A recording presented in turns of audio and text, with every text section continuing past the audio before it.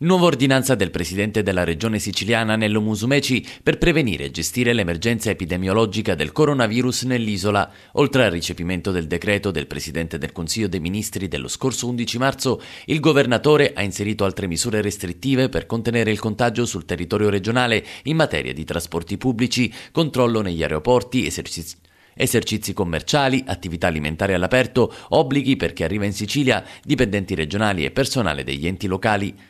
Prevista la riduzione delle corse dei bus extraurbani, saranno in servizio solo nelle fasce orarie 5:39, 13:30, 16 e 17:19 e urbani dalle 6 alle 21. I mezzi dovranno essere quantitativamente adeguati e soddisfare le esigenze di mobilità di tutta l'utenza e garantire la distanza di sicurezza interpersonale dei passeggeri di almeno 1 metro. Per quanto riguarda i collegamenti marittimi con le isole minori, vengono ridotte le corsie dei traghetti e abolite quelle integrative dei mezzi veloci. Gli uffici di sanità marittima, aerea e di frontiera dovranno estendere i controlli già presenti negli aeroporti dell'isola anche da Lampedusa e Pantelleria per favorire la regolare prosecuzione dei servizi di traghettamento nello stretto di Messina per l'approvvigionamento di beni, con particolare riguardo a quelli considerati di prima necessità e la mobilità in sicurezza delle persone nei casi consentiti. Le società di navigazione dovranno adottare un apposito protocollo di sicurezza.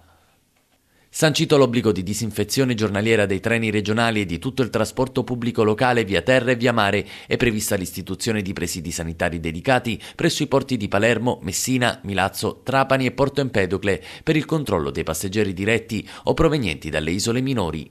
I sindaci d'ora in poi, prima di emettere ordinanze in materia, dovranno raccordarsi preventivamente con il coordinamento della Presidenza della Regione tramite l'ANCI Sicilia o il Dipartimento della Protezione Civile regionale. Obblighi per chi arriva in Sicilia, ulteriore stretta per l'ingresso di persone, i residenti o domiciliati nell'isola che vi facciano rientro da altre regioni o dall'estero devono comunicare tale circostanza al comune, all'ASP competente per territorio, nonché al proprio medico, con obbligo di quarantena domiciliare per 2 settimane, con divieto di contatti sociali, spostamenti e viaggi.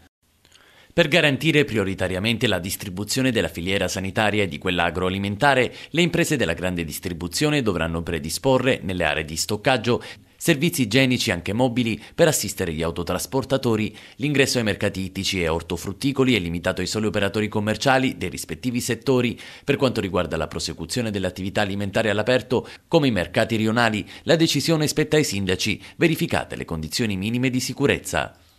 Per contrastare fenomeni di possibile allarme sociale determinati dall'acquisto di ingiustificate quantità di prodotti alimentari, sanitari e farmaceutici, i responsabili degli esercizi commerciali sono tenuti a vigilare su episodi di accaparramento di merce spropositato. Nuove norme per il personale della regione, degli enti sottoposti a vigilanza e controllo dell'amministrazione regionale e delle società a controllo pubblico. Si fa ricorso alla modalità di lavoro agile e si adottano piani per la fruizione delle ferie residue dell'anno precedente. Ogni iniziativa deve essere finalizzata a effettuare la pulizia o disinfezione straordinaria dei locali e a installare all'ingresso e lungo i corridoi dispensatori di disinfettante o antisettico per le mani. Sono sospesi gli accessi dell'utenza esterna che resta in contatto con il personale attraverso telefono e mail istituzionali.